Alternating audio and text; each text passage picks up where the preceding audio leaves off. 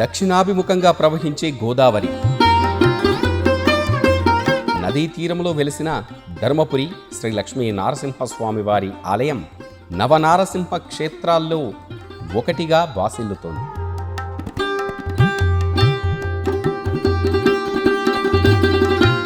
దక్షిణ కాశీగా, తీర్థరాజంగా, హరిహర క్షేత్రంగా విరాజిల్లుతున్న ఈ ఆలయం ఎంతో మహిమాన్వితం.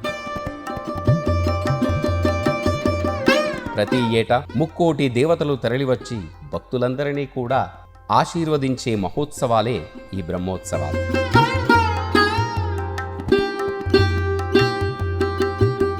బ్రహ్మోత్సవాలను పురస్కరించుకొని ఆలయాన్ని సర్వాంగ సుందరంగా, అంగరంగ వైభవంగా ముస్తాబు చేశారు. దేశంలో మరెక్కడా లేని విధంగా ఆలయ ప్రాంగణంలో యమధర్మరాజు కోవెల కలిగి ఉంటుంది. ఈ కారణంగానే ధర్మపురికి వస్తే యమపురి ఉండదనే నానుడి ప్రసిద్ధి చెందింది. దక్షిణాభిముఖంగా గంగాయాత్ర దేవోత్సకేసరి తత్ర శ్రీహృదయం తీర్థం కశ్యాతు శతగుణం భవేత్ అనే ఈ శ్లోకం ధర్మపురి శ్రీ లక్ష్మీ నారసింహస్వామి వారి క్షేత్రం యొక్క విశిష్టతను చాటుతూ ఉంటుంది. ఇక్కడ లక్ష్మీ నారసింహస్వామి యోగానంద రూపుడై బాసిల్లుతూ ఉన్నాడు. స్వామివారి విగ్రహం మొత్తం సాలగ్రామశిలతోనే దర్శనమిస్తూ ఉంటుంది. విగ్రహం చుట్టూ దశావతారాల ముద్రలు భక్తులందరికీ సుందరంగా అగుపిస్తూ ఉంటాయి. ప్రశాంతమైన చిత్తంతో ఆ స్వామివారిని తలచినంతనే భక్తుల దుఃఖాలన్నీ తొలగిపోతాయని కూడా ఇక్కడి స్థల పురాణం చెబుతోంది. అందుకే వివిధ ప్రాంతాల నుండి ప్రతిరోజు వేలాదిగా, లక్షలాదిగా తరలివచ్చి నవనారసింహ క్షేత్రాల్లో ఒకటిగా బాసిల్లుతున్న ధర్మపురి శ్రీ లక్ష్మీ నారసింహస్వామి వారిని దర్శించుకొని సకల శుభాలను కూడా పొందుతూ ఉంటారు.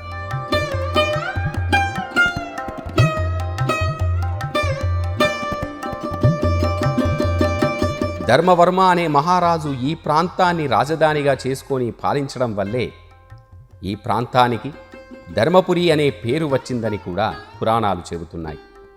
1000 సంవత్సరాల చరిత్ర ఉన్న ఈ ఆలయం క్రీస్తు శకం 1422-33 కాలంలో బహముని సుల్తానుల దండయాత్రలో ధ్వంసమైందని కూడా చారిత్రక కథనాలు చెబుతున్నాయి. తిరిగి ఈ ఆలయాన్ని 17వ శతాబ్దంలో పునరుద్ధరించినట్టు కూడా ధర్మపురి క్షేత్ర చరిత్ర తెలియజేస్తోంది.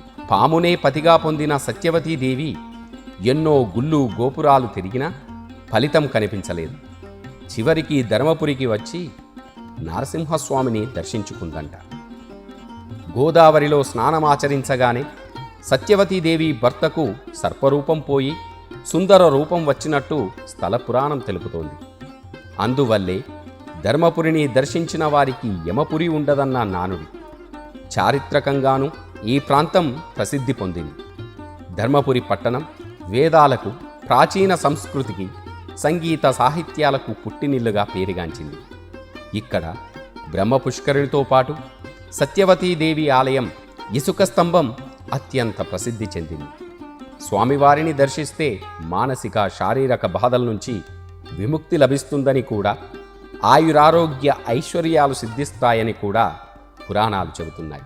దేవస్థానంలోనే ఉపాలయాలుగా ఉన్న ఉగ్ర యోగస్వాముల ఆలయాలతో పాటు వెంకటేశ్వర, గోపాలస్వామి, ఆంజనేయ స్వామి, ముందు భాగంలో శ్రీ రామలింగేశ్వర స్వామివారు కూడా భక్తుల చేత నిత్య పూజలు అందుకుంటూ ఉన్నారు. ప్రతి ఏటా ఆలయంలో శరన్నవరాత్రి ఉత్సవాలు ఎంతో వైభవోపేతంగా జరుగుతూ ఉంటాయి. కార్తీక పౌర్ణమి రోజున కోనేరులో జరిగే పంచసహస్ర దీపాలంకరణలో పాల్గొనడానికి వేల సంఖ్యలో భక్తులు తరలివస్తూ ఉంటారు.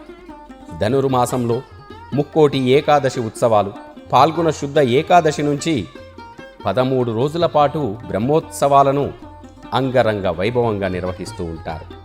సాక్షాత్తు శ్రీమన్నారాయణుడే కొలువై ఉన్న ధర్మపురి శ్రీ లక్ష్మీ నారసింహస్వామివారి బ్రహ్మోత్సవాలను వీక్షించడానికి సకల దేవతలు భూలోకానికి వచ్చి 13 రోజుల పాటు ఆలయంలోనే కొలువై ఉండి భక్తుల యొక్క కోరికలన్నీ నెరవేర్చే బ్రహ్మోత్సవాలకు లక్షలాదిగా భక్తులు తరలివస్తూ ఉంటారు. అందుకే వివిధ ప్రాంతాల నుండి భక్తులు ప్రతినిత్యం ఇక్కడ కొలువై ఉన్న నరసింహస్వామివారిని దర్శించుకొని సకల శుభాలను పొందుతూ ఉంటారు. 13 రోజుల పాటు జరిగే బ్రహ్మోత్సవాల్లో ముఖ్యంగా స్వామివారి కళ్యాణోత్సవం, డోలోత్సవం, రథోత్సవాలు ఎంతో ఆకర్షణగా నిలుస్తాయి. లక్షలాదిగా భక్తులు తరలివచ్చి ఉత్సవాల్లో పాల్గొంటూ ఉంటారు. గోదావరి నదీ తీరంలో ప్రతి ఏటా కార్తీక మాసంలో అమావాస్య నుంచి పౌర్ణమి వరకు నిత్య గంగాహారతిని కూడా నిర్వహిస్తూ ఉంటారు. జగిత్యాల జిల్లా కేంద్రానికి 30 కిలోమీటర్ల దూరంలో ఈ ధర్మపురి శ్రీ లక్ష్మీ నరసింహస్వామివారి ఆలయం కొలువై ఉంది.